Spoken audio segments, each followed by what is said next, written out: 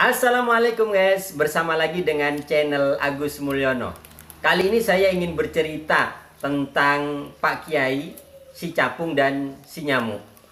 Suatu ketika Pak Kiai mengamati ada seekor capung sedang menangkap seekor nyamuk di halaman rumahnya.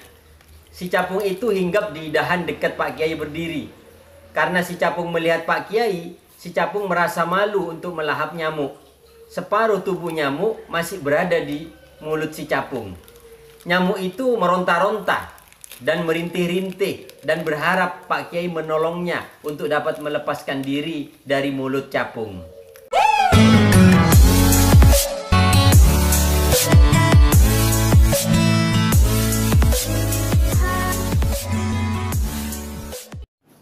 Pak Kiai melihat peristiwa itu hanya manggut-manggut. Si capung kaget melihat Pak Kiai manggut-manggut, sehingga si capung melepaskan si nyamuk dari mulutnya. Si capung merasa Pak Kiai tak senang terhadap perbuatannya memangsa nyamuk.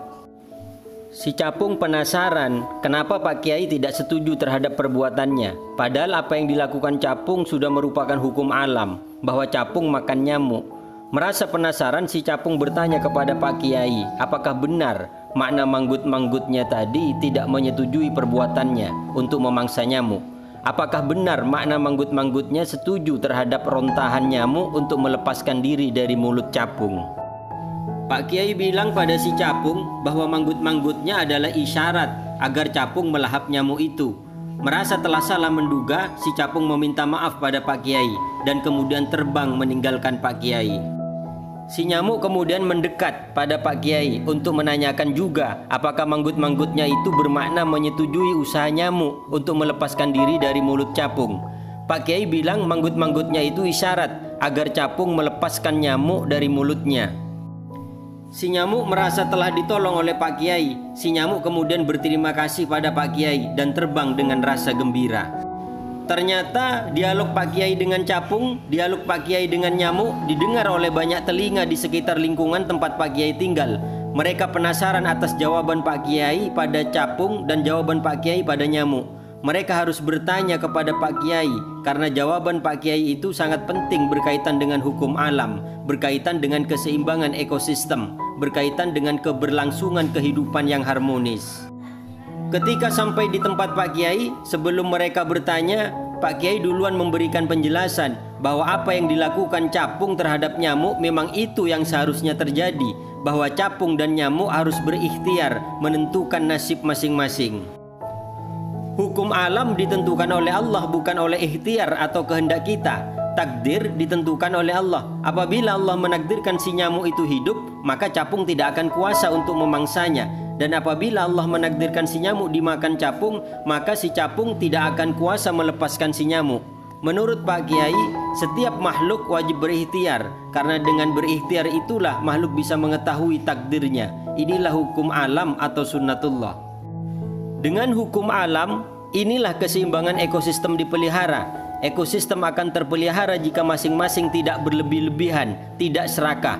Pemakan tumbuhan, herbivora, tidak berlebih-lebihan makan tumbuhan. Pemangsa hewan lainnya atau karnivora tidak berlebih-berlebihan memangsa. Manusia tidak berlebih-lebihan memakan yang seharusnya dimakan.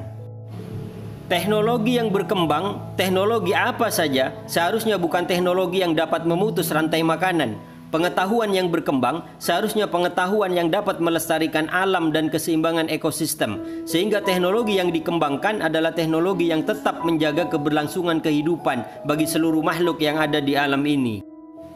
Pak Kiai bilang bahwa Allah telah mencukupkan rizki untuk semua makhluknya. Alam ini sudah disediakan oleh Allah untuk mencukupi semua kebutuhan makhluknya. Jikalau tidak ada yang serakah, tidak ada yang berlebih-lebihan, maka kehidupan akan terus berlangsung secara harmonis. Manusia sangat besar peranannya di dalam hal menjaga atau merusak ekosistem, menjaga atau merusak rantai makanan. Rantai makanan yang melibatkan manusia yang satu dengan manusia lainnya perlu untuk dijaga keberlangsungannya. Jika ada yang memutus rantai tersebut, seperti dengan melakukan keserakahan sehingga manusia lainnya tidak mempunyai akses terhadap makanan itu, maka berikutnya akan terjadi ketidakseimbangan dan akan menyebabkan bencana sosial yang besar. Dunia sekarang banyak orang hanya berorientasi pada keuntungan, tidak memikirkan keseimbangan ekosistem. tidak memikirkan keberlangsungan kehidupan.